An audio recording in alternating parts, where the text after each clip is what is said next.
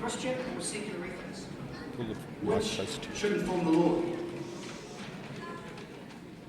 Is there a PowerPoint? Did I signal to someone? I'll send it in my finger again. Christian or secular ethics? Which should inform the law? Let me begin my response to this question by citing from a legal scholar called Stephen Carter. This is what Stephen Carter writes. He says, one good way to end a conversation or to start an argument is to tell a group of well-educated professionals that you hold a political position, preferably a controversial one such as being against abortion or pornography, because it is required by your understanding of God's will. In the unlikely event that anyone hangs around to talk to you about it, chances are you'll be challenged on the ground that you are intent on imposing your religious beliefs on other people. And in contemporary political and legal culture, nothing is worse. Now, I think Carter's right about the kind of response you'll get here, and he alludes to what I call the standard answer most educated people in our society give to this question.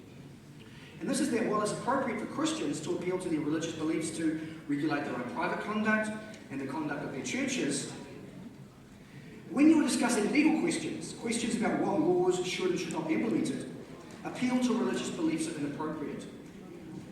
Such laws should be only based on secular moral reasoning. Now, I think we should be sceptical of this standard answer, and I'm going to really defend two basic points in my opening talk tonight.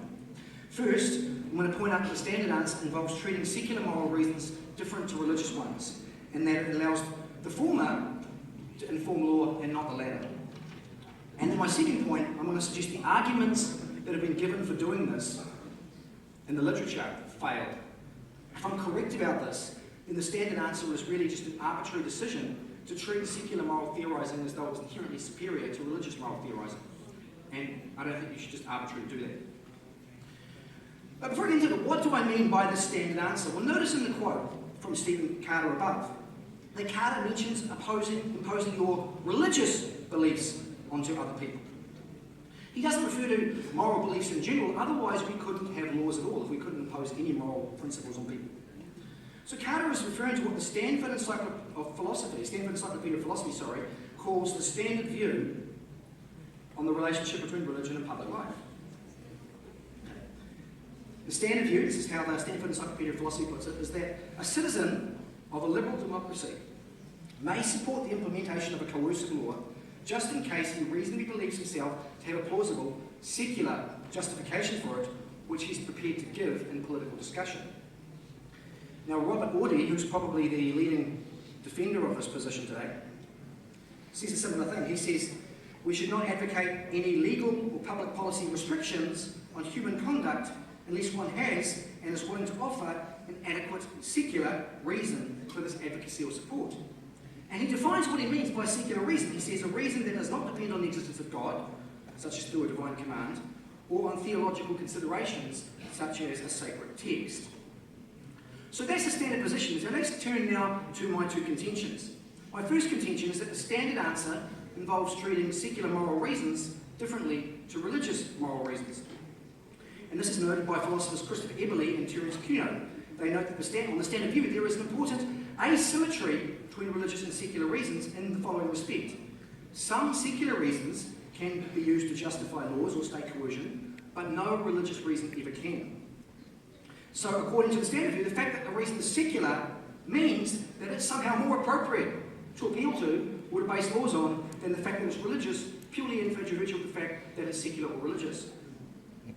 So this raises an obvious question. Why should we do this? Why should policy makers or lawmakers just assume that arguments drawn from secular moral traditions are better and more worthy of listening to than arguments drawn from religious traditions? What's the basis for this? Well, in the literature there's really two reasons that have been given. The first raises the spectre of religious wars and violence. So Nicholas Wallerstock mentioned this.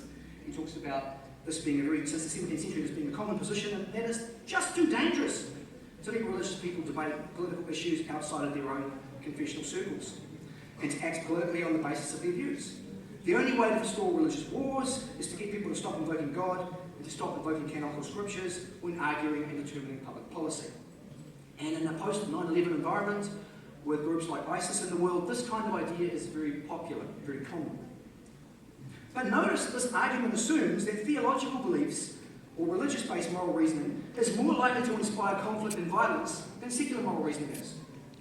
And I just put to you that this is dubious. There's no reason for thinking that just because somebody is appealing to religious beliefs, it's more likely to cause violence than because they're appealing to secular beliefs. Take the religious wars of the 17th century.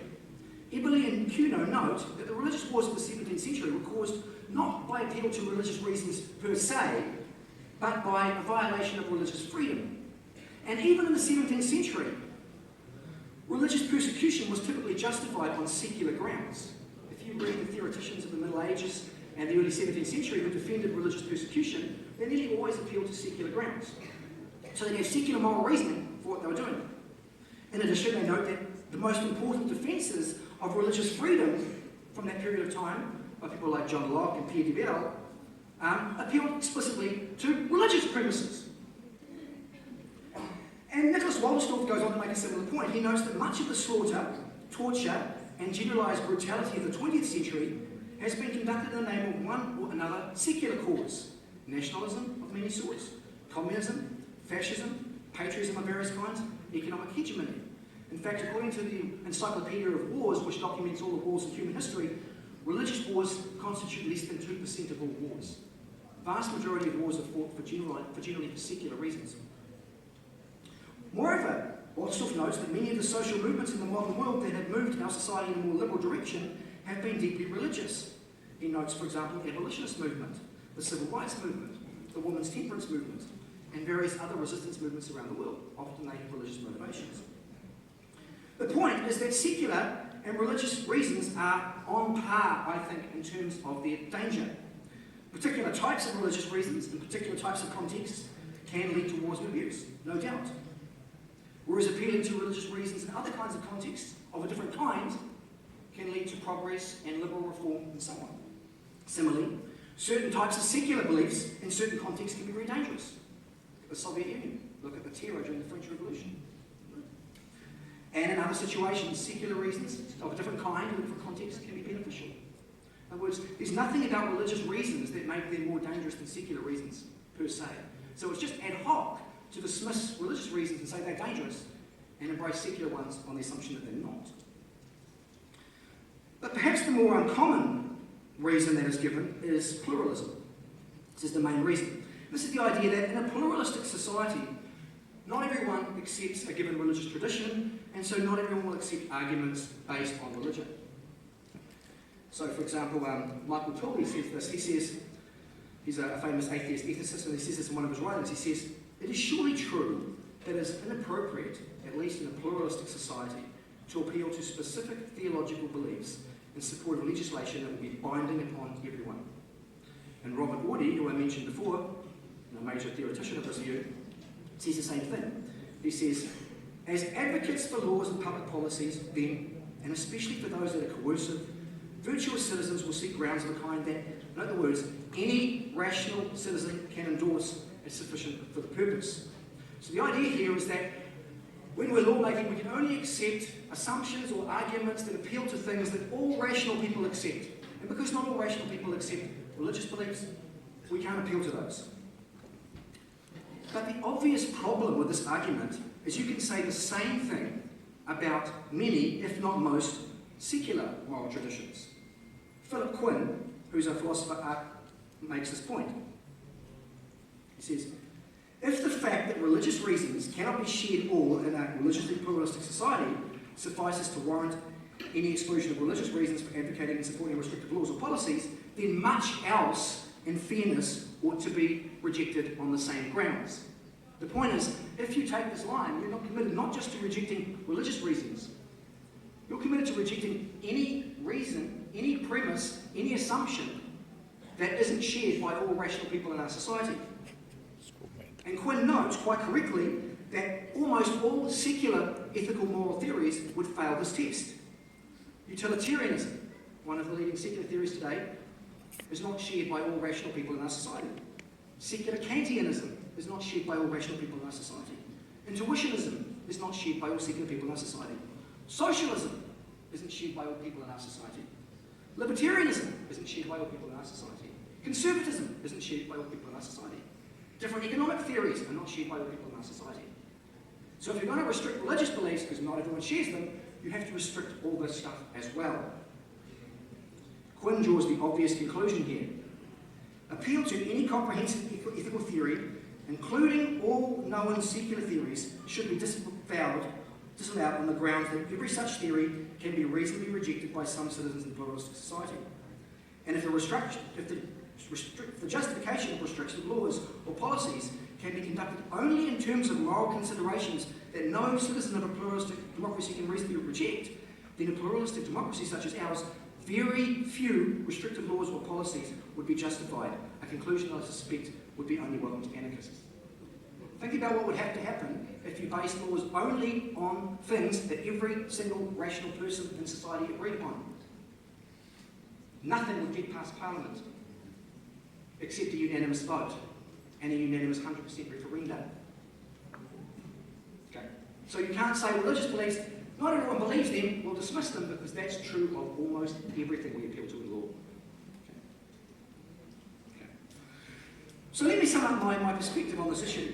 The question we're looking at is whether Christian ethics or secular ethics should inform the law. And I've suggested the standard answer we get today is that no religious belief should ever inform lawmaking.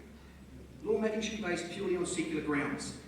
And I've defended two claims about this. First, I've pointed out that this stance commits you to treating secular moral reasoning different to religious moral reasoning purely in virtue of the fact that it's secular. And second, I've looked at the arguments that are typically given in the literature for it, and I've suggested they don't work. Contrary to what some maintain, secular reasons, like religious moral reasons, can be used to justify atrocities, and have been. And they can be used to justify progressive things, and have been.